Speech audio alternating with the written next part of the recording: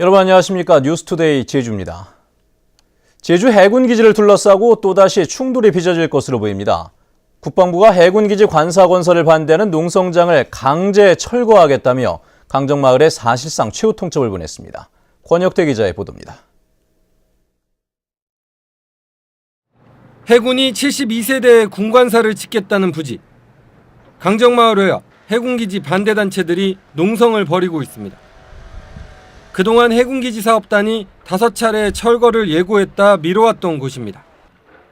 제주도가 지난해 11월 대체 부지를 제공하겠다고 나서는 등 협의를 요청했기 때문입니다. 그러나 상황이 급박하게 전개되고 있습니다.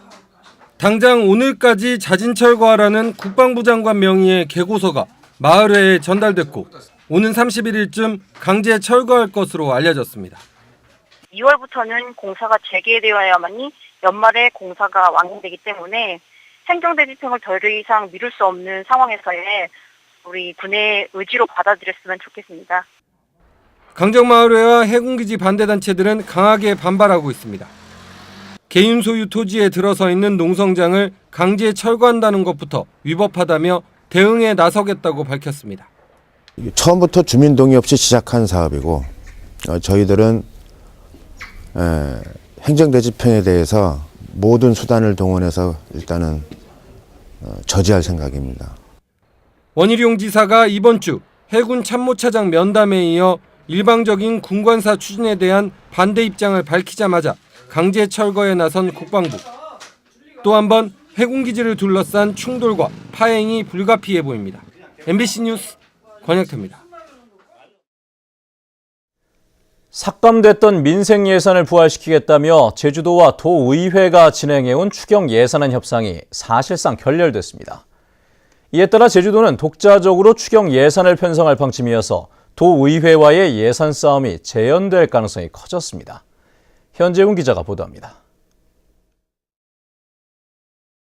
제주도와 도의회가 5차례에 걸친 협상에서도 의견차를 좁히지 못한 이유는 크게 두 가지입니다.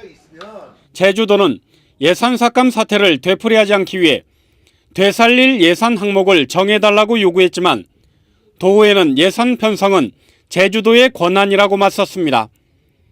또 제주도는 당초 도의회가 증액하려던 395억 원은 논의할 수 없다는 입장이지만 도의회는 취약계층과 1차 산업 등 민생 예산이라며 다시 논의해야 한다는 입장입니다.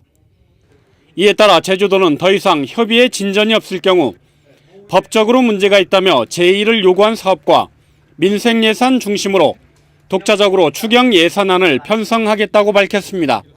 좀 응급조치가 필요한 예산, 그런 걸 위주로 해서 편성하는 방안으로 해서 저희가 심각하게 빠른 시일 내에 검토를 해서 말씀을 드리도록 하겠습니다. 도의회는 협의가 사실상 결렬됐다고 보고 원칙대로 심의권을 행사할 방침입니다. 도민들을 우롱하는 같은 기분이 들기 때문에 협상을 더 할 필요가 없다. 그래서 도 자체 내에서 이회 예산 추경이 올라오면 심의하는 겁니다. 제주도의회는 다음 달 임시회에 추경 예산안이 제출되면 긴급 안건으로 상정할 방침이지만 예산 협의가 사실상 결렬되면서 심의에 진통을 겪을 것으로 보입니다. MBC 뉴스 현재훈입니다. 제주도는 섬 지역이라는 특성 때문에 중소기업인들의 어려움이 많죠. 이런 기업인들을 돕기 위해 국내 최대 IT 기업인 다음 카카오가 참여하는 창조경제혁신센터가 들어선다고 합니다. 박주영 기자의 보도입니다. 제주해녀 캐릭터인 몽니. 애니메이션으로 전국에 방송됐고 세계 20여 개국에 수출됐지만 캐릭터 개발과 상품 판매까지 어려운 점이 많았습니다. 제주의 전문 인력과 관련 기업이 턱없이 부족해 홍보비와 마케팅 비용이 많이 들었기 때문입니다. 이 개발된 캐릭터를 가지고 상품도 만들고 이 제조된 걸 가지고 유통도 하고 이 라이센스를 가지고 에이전시 하시는 그런 어떤 그 다양한 그런 어떤 이제 그 기반이 필요한데 사실 이제 제주 지역 내에서는 그런 어떤 산업 기반이 미약하다 보니까 이 같은 문제점을 해결하기 위해 정부와 제주도, 기업체가 한자리에 모였습니다. 오는 7월 제주 벤처마루에 들어서는 창조경제혁신센터는 IT와 풍력, 전기차 등 지역 특화 산업을 육성할 계획. 국내 최대 모바일 업체인 다음 카카오가 참여해 지역 업체 홍보는 물론 판매까지 지원합니다. 다음 카카오를 통해서 맛집 숙소 등을 추천을 하고 또 그에 관한 정보도 얻고 또 쿠폰 아니면은 예약 주문 결제까지 원스톱으로 엔드투엔드로 이는 제주가 가진 조건이나 자원이 너무 다양하고 훌륭하기 때문에 저희는 ICT와 다른 것들의 융합 또는 다른 산업과의 연계 이런 것들도 이제 많이 고려를 해야 될 거라고 봅니다. 하지만 혁신센터 출범을 5달 앞둔 지금도 구체적인 운영 프로그램이 마련되지 않은 데다 창조 경제의 개념도 아직은 추상적이라는 지적도 나오고 있습니다. MBC 뉴스 박주연입니다. 제주 지역 땅값 상승률이 전국 최고 수준을 기록했습니다. 국토교통부에 따르면 지난해 제주 지역 땅값 상승률은 3.73%로 전국 17개 시도 가운데 세종시에 이어 두 번째로 높았고 전국 평균 상승률인 1.96%보다는 2배 가까이 높았습니다. 특히 서귀포시의 상승률은 4.48%로 전국 시군 가운데 세 번째로 높았고 제주 지역 토지 거래량도 재작년보다 31.6% 증가했습니다. 연초부터 제주도민들의 소비 심리가 위축된 것으로 나타났습니다. 한국은행 제주본부에 따르면 1월 소비자 심리지수는 102로 한 달 전보다 2포인트 하락해 지난해 11월 이후 3개월 연속 하락세를 보였습니다.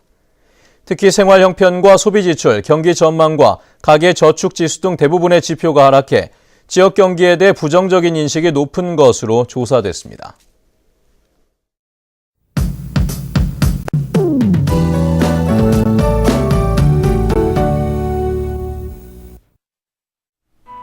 네, 오늘 집에서 나오실 때 휴대하기 편한 우산 챙기셔야겠습니다. 이 북동부 지역에는 벌써 비가 시작된 가운데 점차 그 밖의 지역으로 확대되겠는데요.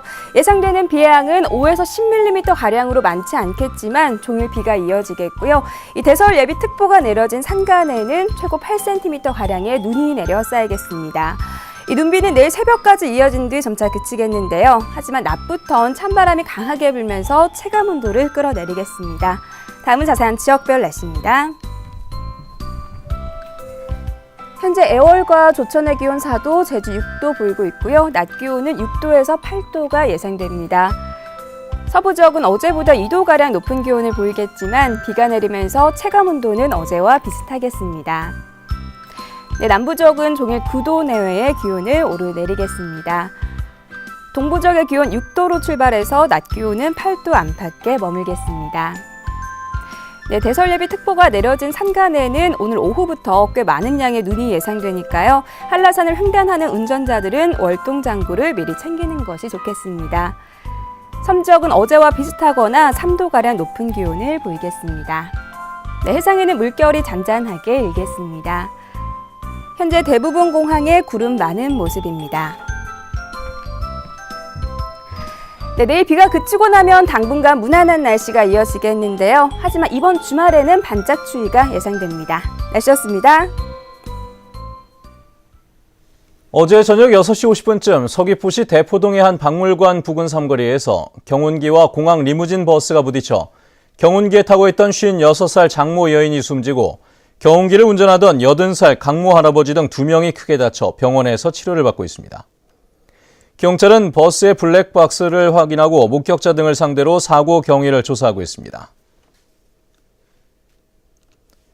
대한적십자사 제주도지사는 홀로 사는 노인과 청소년, 다문화 가정과 북한 이탈 주민 등 희망 풍차 결연 가구 350가구에 위문품을 전달했습니다. 적십자사는 이들 가구를 봉사원들이 달마다 정기적으로 방문해 올해 1억 1,000만 원 상당의 위문품을 전달하겠다고 밝혔습니다.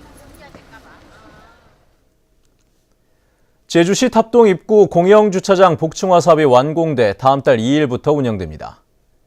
이에 따라 주차장의 동시 수용 능력이 37대에서 80대로 늘어나고 하루 평균 600여 대가 이용해 원도심 지역의 주차난을 해소하는 데 도움이 될 것으로 보입니다. 제주시는 올해도 사업비 40억 원을 들여 주차난이 심각한 인제와 법원 등 공영 주차장 2곳도 복층화할 계획입니다.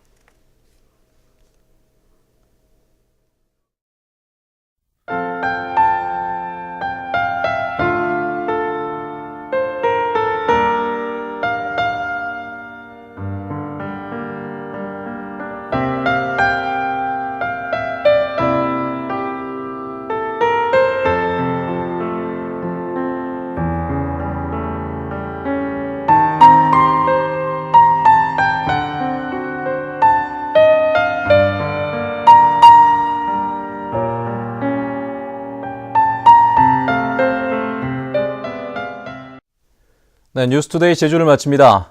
시청해주신 여러분 고맙습니다.